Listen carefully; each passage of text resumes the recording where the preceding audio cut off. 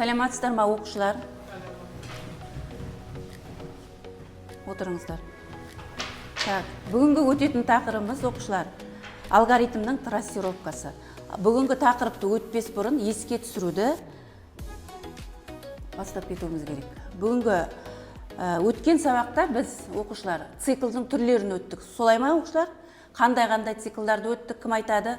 Қандай циклдарды білетіндерің айта беріңдер. Қандай циклдарды өттік?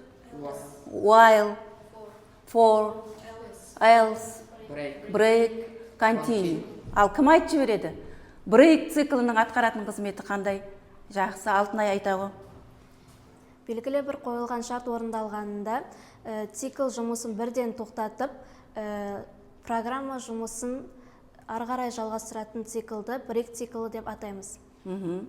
Келесі цикл қандай еді? Келесі continuum деген цикл бар ғой, иә? Ал кім айтады, continuum циклінің атқаратын қызметі қандай, иә?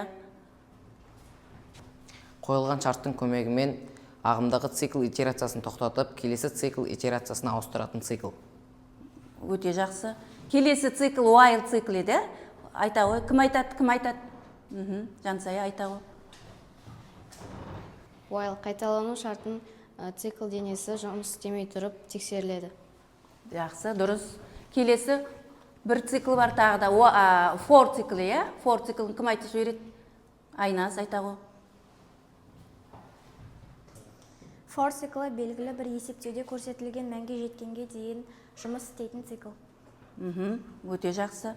Соңғы цикл қандай? Else циклі, иә? Ал кім айтады? Else циклін кім айтады? Жақсы, Гаухар айта ғой. Else циклі барлық қадамды толық орындап, қалыпты жағдайда өз жұмысын аяқтайды. Өте жақсы. Жақсы, енді оқушылар, сонымен біз циклдардың жұмыс істеу принциптерін есімізге түсірдік. Олай болса, оқушылар, мен сендерге азғантай есеп дайындап келдім, соны бір тағы да еске түсіріп жіберейік.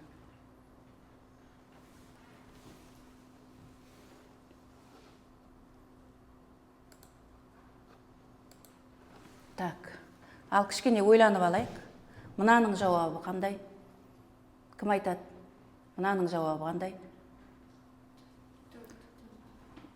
Жансая, 4 дедің ғой, иә? Келесі. Так, ал мынаның жауабы қандай? X пен Y-тің мәні беріліп тұр. Мынандай жағдайда. Жақсы, Алихан? 5. Ал мынаның жағдайы қандай? Мынаның жауабы қандай? Так. 4. Келесі мынаның жауабы қандай? Ойланамыз. Алтынай. Ал мынаның жауабы қандай? Ойланамыз кішкене. Мына жерде ойлану керек.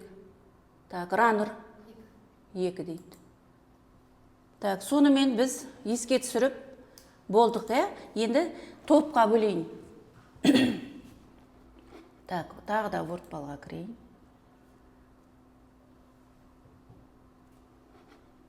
Жаңа сабақты бастамас бұрын оқушылар, мен сендерді 2 топқа бөлім бөліп тұр. Бірінші және екінші топ. Қазір бірінші топ мыналар болады, екінші топ мын жақ болады. Бірінші топтың оқушылары шыққан кезде орындарымызды ауысып отыра қаламыз. Түсінікті ғой, әлде қалай отырсыңдар? Так, бірінші топтың оқушылары. Так, ал мынау бірінші топ, екінші топ. Орындарымызға отыра қалайық. Жылдам отыра қаламыз, балалар.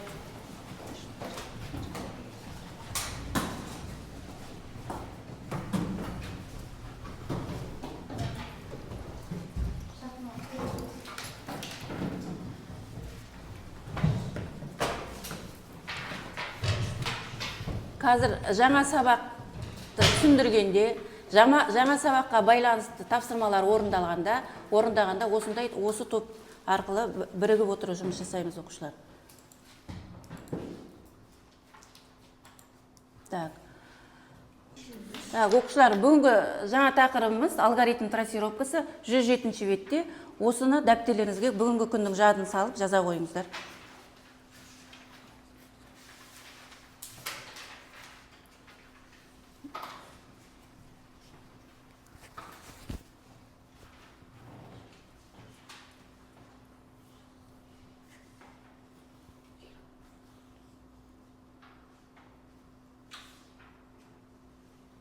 алгоритмнің трассировкасы.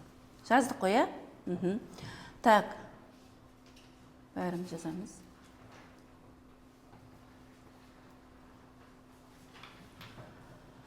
Кез келген оқушылар, жас болсаңдар тақтаға қараймыз. Кез келген программалау тілінде жазылған программаны дер кезінде түзетіп, реттеп жасауға болады. Программалау тілінде программада жіберілген қателерді багтар деп атайды, ал программа кодын түзетуді дебаггер деп атайды. Программаның дұрыс жұмыс істемеу себебін білу үшін оқушылар программа командаларының орындалуын нақты реттеп көрсету керек. Бұны программада трассировкалау деп атайды. Ал трассировка деп отырғанымыз программаны біртіндеп, қадамдап, орындау процесін біз трассировка деп атаймыз. Соны жазып ала қойыңдаршы дәптерлеріңізге. Трассировка деп отырғанымыз не? Программаны біртіндеп, қадамдап, орындау процесін трассировка деп атаймыз.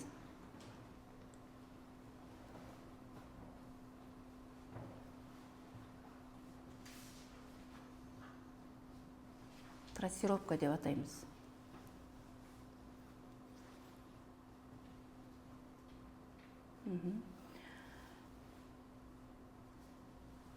Жылдам түртіп аламыз. Так. Программалаушылар программа жасауда 3 түрлі қате жіберуі мүмкін. Так, бірінші синтаксистік қате, одан кейін программаның орындау уақытына байланысты қате жіберуі мүмкін, одан кейін алгоритмдік қателер жіберуі мүмкін. Осымен 3 қате жіберуі мүмкін екен. Так, келесі. Осы программада, программалау барысында жиі кездесетін қатені біз сендерге кодтардың үзінділері арқылы айтып кеткім келіп тұр. Так, бірінші программада, бірінші кодта бірінші S саны мынарда мәтіндік жол. Нағыл деп тұр? Сол мәтін жұп па, соны тексер деп тұр компьютер бізге. Бұл қате. Яғни мәтінді жұпсам ба, тақсам ба, оны тексеру мүмкін емес. Солай ғой, иә? Оны жұпсанды сан берілген уақытта ғана біз не істейміз?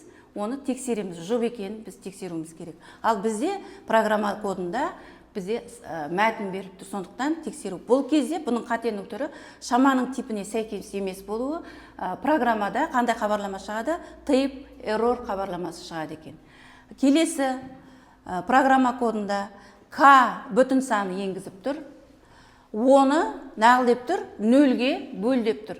Бүтін санды, яғни санды нөлге бөлуге бола ма оқушылар? Санды нөлге бөлуге болмайды. Яғни бұл кезде программаның қандай хабарлама шығады? Zero deviation error деген хабарлама шығады екен. Келесі кодта A тең 5, print A плюс дейді. Бұны біздер үнемі жасап жүрміз, қателер көріңіз. Осыны айтып жіберіңіздерші. Мына арада қандай қате бар? Кім айтып жібереді? Жақсы, айтағы, тұрып айтағы. Қандай? Бұл шамасын, яғни таныстырған жоқ, иә? Тек қана нені таныстырып тұр? Аны таныстырып тұр. Демек, name error, яғни таныстырылымы жоқ, бұл шамасын таныстырмау. Так, келесі төртінші. Int high дейді. Int high деп отырғанымыз, яғни жақшаның ішінде мәтін беріліп тұр, соны неге айналдырып деп тұр? Бүтін санға айналдырып тұр. Ал мәтінді бүтін санға айналдыруға болады ма, оқушылар? Болмайды. Демек, бұл value error деген хабарлама шығады екен, бұндай қате кететін болса. Келесі, бесінші, бүтін сан беріп тұр. Келесі, мынау бүтін сан ба, қандай сан? Келесі берілген. Мәтін ғой, келесі, мәтін. Енді бізге мәтін мен бүтін санды қос деп тұр. Дұрыс па, оқушылар? Дұрыс емес. Дұрыс емес қой. Мұндай жағдайда хабарламада type error хабарламасы шығады екен. Осындай қателіктер жіберуі мүмкін екен. Түсінікті ғой, оқушылар? Енді осы жаңа тақырыпқа байланысты, жаңа мен сендерге айтып жібердім ғой, трассировка деп. Яғни бізге 1-ден 6-ға дейінгі жұпсандарды шығаратын программа коды берілген. Осы программаны трассировкалау арқылы нәтижесін алуымыз керек. Яғни біз компьютерға орындамаймыз, мұнарадан отырып мен сендерге түсіндіріп жіберем. Қазір жаңа сабақта осындай есептер болады. Қадам бойынша. Енді қараңдар, мынау идің мәні, одан кейін while цикл, одан кейін шарт қойған, одан кейін идің жауаптары шығатын print I. Так, ал мынау айдың өзгерісі. оны мен кестеге салған жоқпын. Бірінші қадамда и бірге тең, шарт бойынша, цикл бойынша ай 6-дан кіші немесе тең болғанға дейін қабылдайтын сандарды цикл бойынша қойып отырмыз. Бірді қойдық. Иә ма, мына цикл орындала ма? Иә, орындалады. Себебі ол қандай? 6-дан кіші. Ай 1 жұпсам ба, тақсам ба? Тақсан жоқ, яғни жауап бар ма? Жоқ. Келесіге кетеміз. Келесі 2-ні қоямыз, иә ма? Иә. Бөліне ма? Иә. Жауап 2. Келесі 3-ке кетеміз. Иә ма? Жауап 3 2-ге бөлінеді ма? Жоқ. Жауап жоқ. Келесі 4-ті қоямыз. Иә ма? 2-ге бөлінеді ма? Жауап алынады 4. Келесі 5-ті қоямыз. Иә ма? Иә. Жауап бөліне ма 3-ге? Жоқ. Жауап жоқ. Келесі 6-ны қоямыз. Иә ма? Иә. 2-ге бөлінеді ма? Бөлінеді. Жауап алынады яғни. Сонда мына келесі 7-ні қоямыз. Жоқ, бөлінбейді. Неге? 6-дан яғни 6-дан үлкейіп кетті. Үлкейіп неткеннен кейін уже не істеп тастайды? Циклды тоқтап қалады. Ол while циклының жұмыс істеу принципі еді. Солай ғой, иә? Сонымен біздерге мына берілген код бойынша сол кодтың трассировкасын жасау қиын бе екен, оңай ма екен? Қазір мен сіздерге сондай тапсырма берейін деп тұрмын. Түсіндіңдер ғой, иә? Жақсы. Сонда мына есептің жауабы не болды? Қандай болды? Жауабы қандай? Неше? 2, 4, 6 деген жауаптарға тең болды. Так, сонымен жаңа біз топқа бөліндік. Қазір мен сендерге жұмыс парағын таратам. Осы жұмыс парағын бойынша мен сендерге қазір тапсырма жасатамын.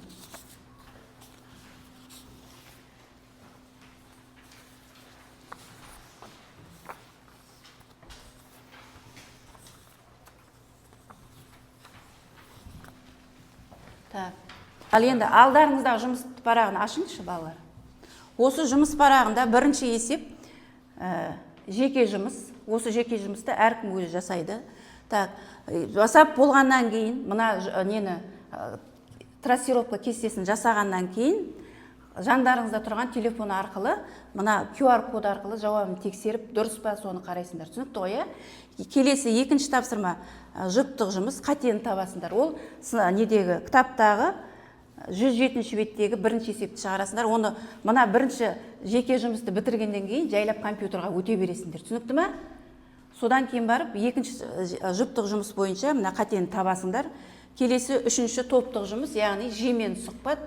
Бұнда жасанды интеллект Gemini болмаса ChatGPT платформаларын пайдалану арқылы сендер мынандай сұрақ қоясыңдар жүйеге, жасанды интеллектке. Так, түсінікті ғой, бәрін болғаннан кейін өздеріңіз бағалап шығасыңдар. Міне астына салып қойдым, ат жөндеріңізді жазып. Түсінікті ғой, ал кірістік.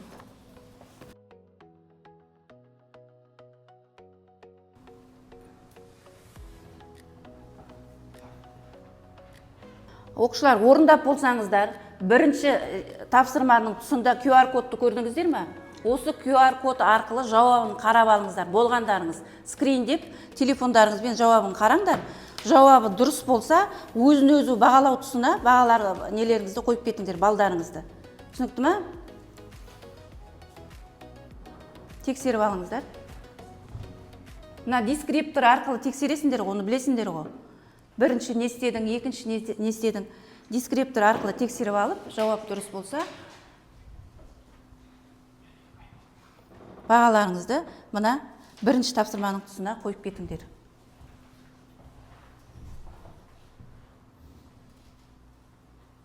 Дұрыс па? Дұрыс болса, Айбол дұрыс қой, 5-іңді қой міне араға. Ой, жарайсың міне. Айбол қойды. Болғандарыңыз екінші жұптық тапсырмаға көшейік. Жұптық тапсырмаға көшеміз. Жұптық тапсырма кітаптан орындайсыңдар ғой, нешінші бетте? 107-ші беттегі екінші тапсырманың біріншісін орындаймыз. Яғни қатемен жұмыс.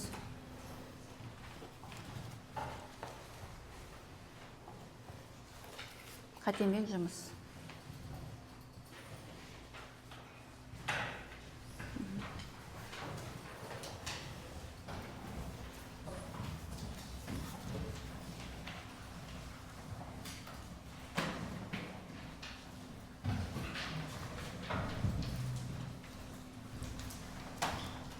Кітабымызды алып кетеміз оқушылар. Кітаппен жұмыс жасаймыз. Екінші тапсырманы. Оқушылар мына жасап жатқандарың жұптық жұмыс, яғни қастарыңыздағы жұптарыңызбен ақылдаса отырып жасауға болады. Берілетін уақыт 5 минут. Үнемдеп пайдаланыңыздар уақыттарыңызды.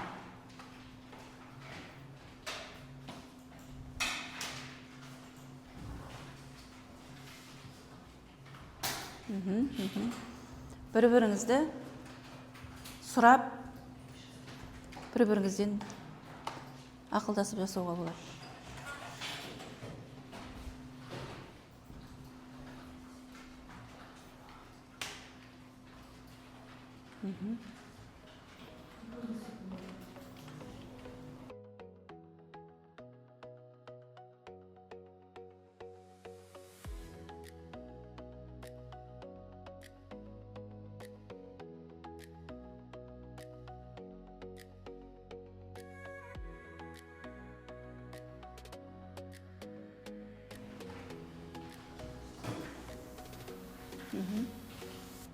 Гаухар болды.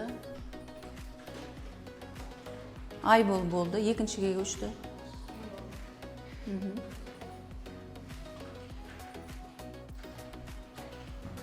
Нұраділ жасап жатыр. Алихан болды. Екіншіге көшті.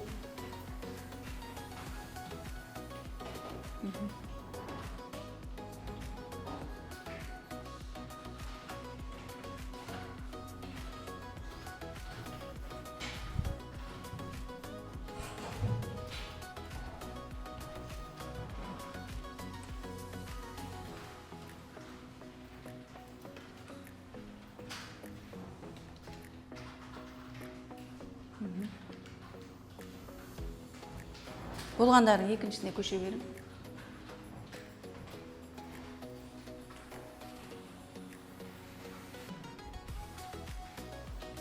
Тағы бір кімде шықты оқушылар? Гаухарда шықты. Жансаяда шықты.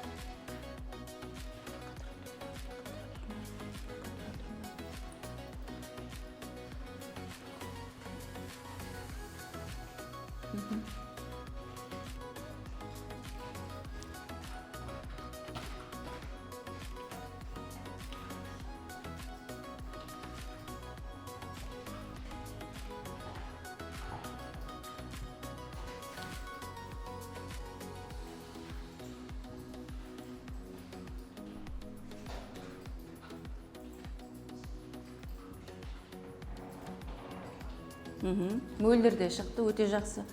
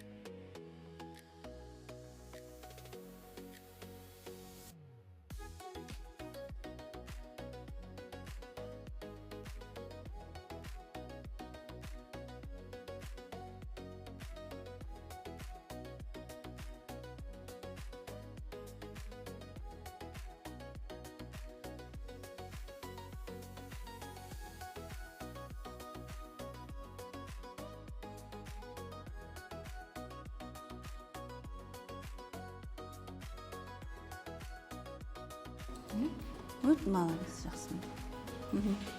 Жарайсың, Алихан. Так, болсаңдар, мында өзін-өз бағалауыңа қойдың ба бағаңды? Екінші есеп шықты ғой,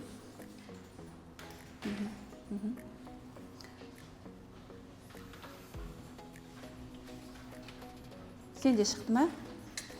Қайттан сен?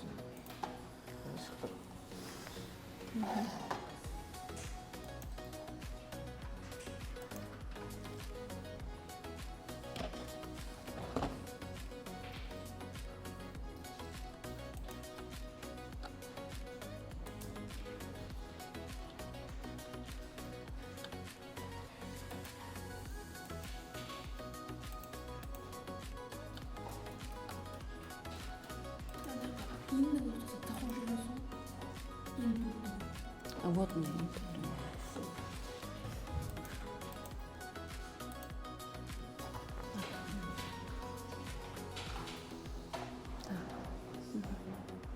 Так, енді шықты ғой, енді нетеу қояғын.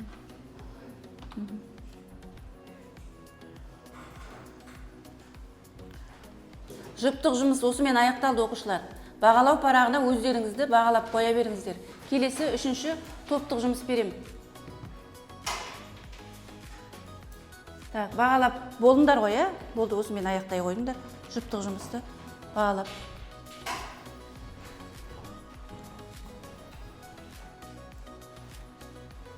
Так, оқушылар, тапсырмаларыңызды аяқтасаңыздар, ортаға келе қойыңыздар. Сіздерге мен топтық жұмыс берейін деп тұрмын. 2 топта келе қойыңыздар.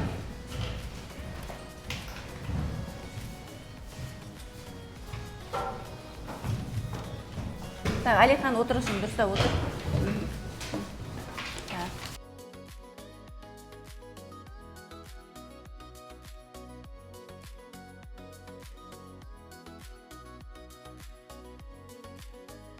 Оқушылар, жасанды интеллектке сұрақ қоюға топ болып дайындалайық, ақылдасайық. Содан кейін барып компьютерге өтіп, жасанды интеллектке сұрақ қоямыз. Бүгінгі өткен тақырып бойынша.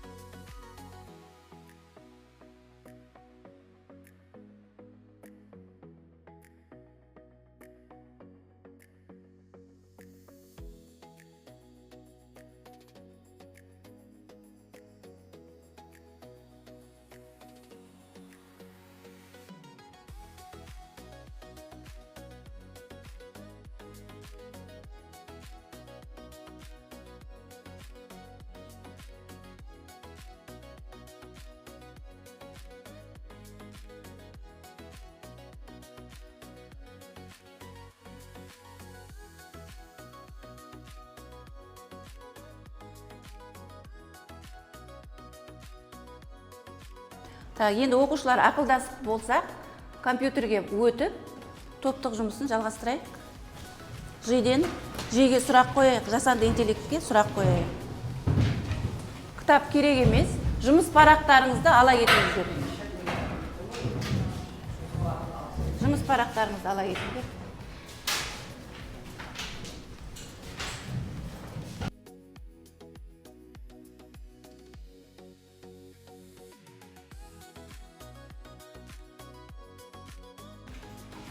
Так, отырсақ, олай болса, бастадыңдар ғой, жасанды интеллектін ашып, мынаны жоқ қыстай ғой.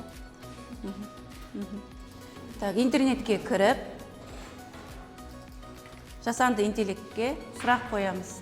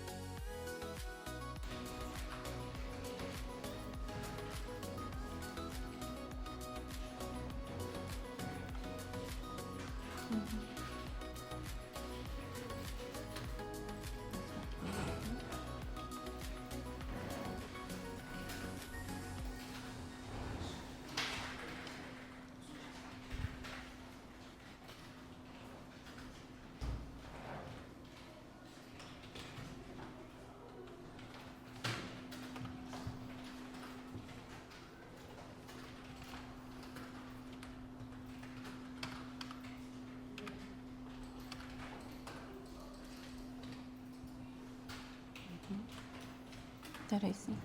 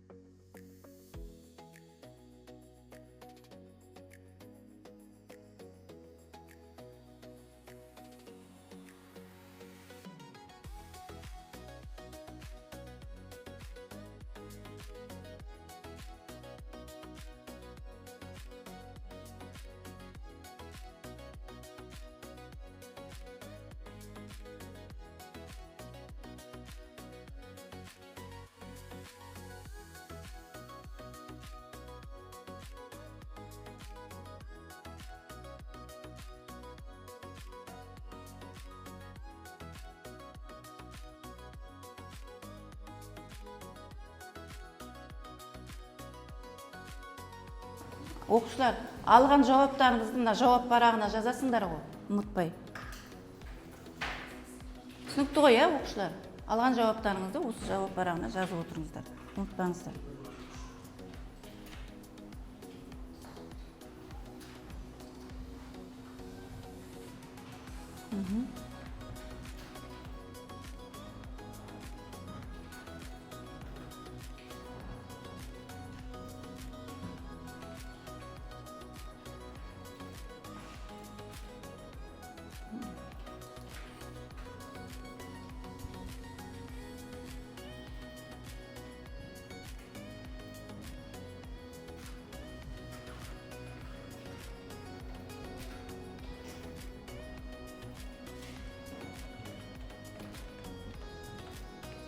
Бұдан соң жауап парағын жазып отыр. Жауап парағына жауабын жазып отыр. Алған жауабын.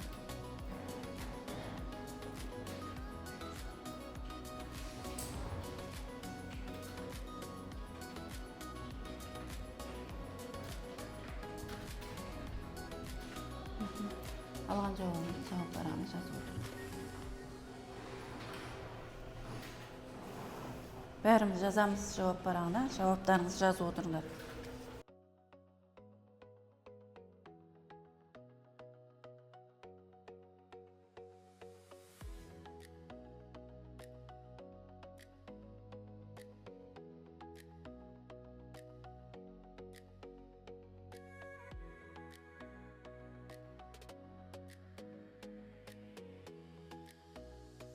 Оқушылар, бұл 5 минутқа берілген тапсырма. Сондықтан жылдамдатып, жауаптарыңызды жауап парағына жазып, болғандарын жайлап орындарымызға келе береміз.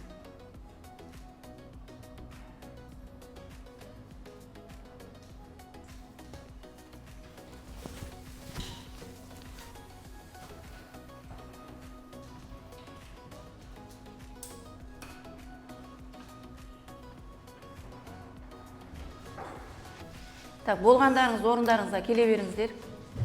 Жауаптарыңызды алдыңыздар ғой, иә?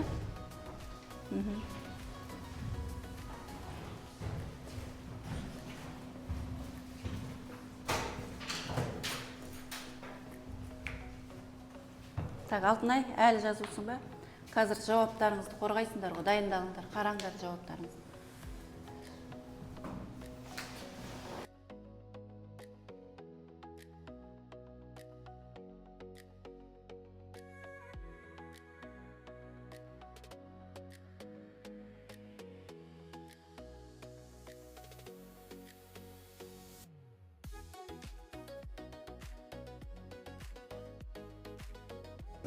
Оқушылар, болсаңыздар, соңғы тапсырманы әр топтан оқушы қорғау керек. Ал бірінші топтан кім қорғайды? Ақылдасып, бір оқушы қорғасын. Алтынай. Баг дегеніміз бағдарламаның дұрыс жұмыс істеуіне себеп болатын қате. Оның қызметі жүйедегі ақауды көрсетеді, түзетуге қажет етеді. Трассировка дегеніміз бағдарламаның орындалу барысын қадам бойынша бақылап, оның қызметі қатенің қай жерде пайда болғанын анықтауға көмектеседі. Дебаггер дегеніміз бағдарламаның қадамдап орындап қатені табуға арналған құрал. Жақсы, рахмет. Келесі топтан кім қорғайды? Кім? Ал жақсы, Жансая. Баг дегеніміз бағдарламалы қате. Трассировка дегеніміз бағдарламаның орындалу жолын бақылау. Дебаггер дегеніміз қателерді табуға арналған құрал. Реті: бірінші баг пайда болады, екінші трассировка жасаймыз, үшінші дебаггермен тексереміз, төртінші қатені дұрыстау, бесінші қайта тексеру. Өте жақсы оқушылар. Сонымен бүгінгі сабақта өткен жаңа сөздердің жұмыс істеу принциптерін және ол сөздердің атқаратын қызметтерін біз білдік. Солай ғой, иә? Ал енді оқушылар, сонымен үшінші тапсырманы бәріміз екі топта орындап болды. Енді бір-біріміздің жауап парағымызды алмастырып, бір-бірімізді бағалайық.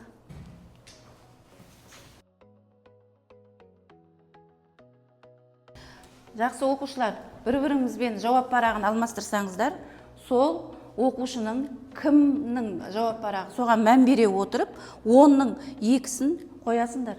Бұл топтық жұмысқа, соңғы үшінші тапсырмаға 2 деген балл қойылу керек. Сол бағаны қойыңдар, дұрыстап ойланып отырып қараңдар ал.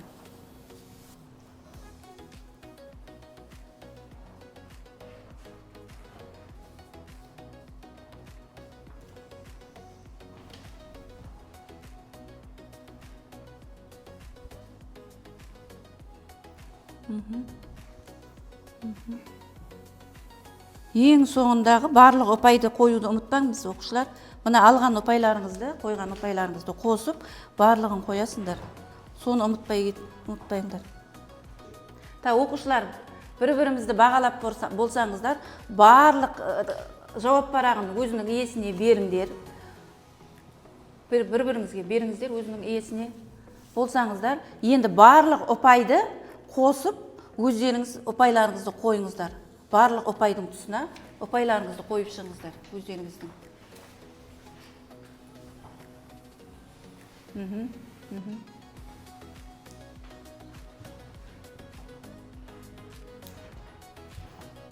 Болдыңдар ғой, иә?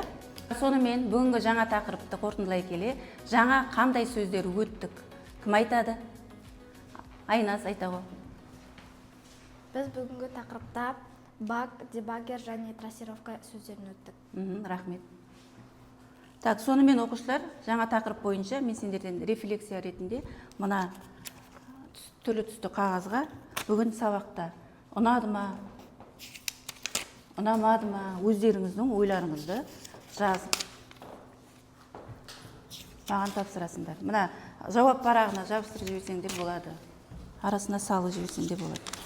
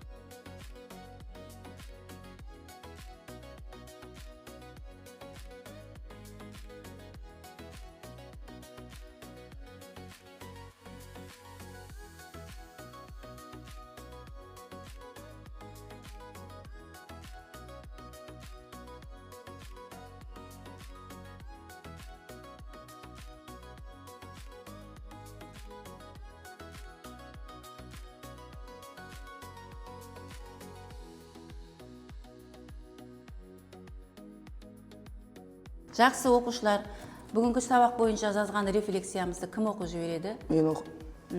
Айбол айтағы, оқиғы. Бүгін сабақ жақсы өтті. Сабақ барысында трассировка мен қатені таптық. Бағдар мен дебагердің қызметін білдік. Рахмет, отырағы. Келесі топ бойынша Дархан сен айтағы. Мен сабақ жақсы өтті. Мен көптеген мағлұматтар жинадым. Баг, трассировка, дебагердің не екенін білдік. Рахмет. Сонымен оқушылар, бүгінгі сабақтарыңызды, мына алдарыңыздағы жауап парағы бойынша журналға бағаларыңызды қоямын. Бүгінгі сабаққа жақсы қатысқандарыңызға көп рахмет оқушылар.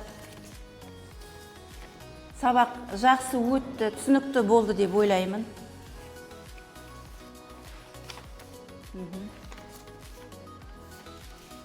Бәріміз тапсырдық қой, Рахмет, сау болыңыздар.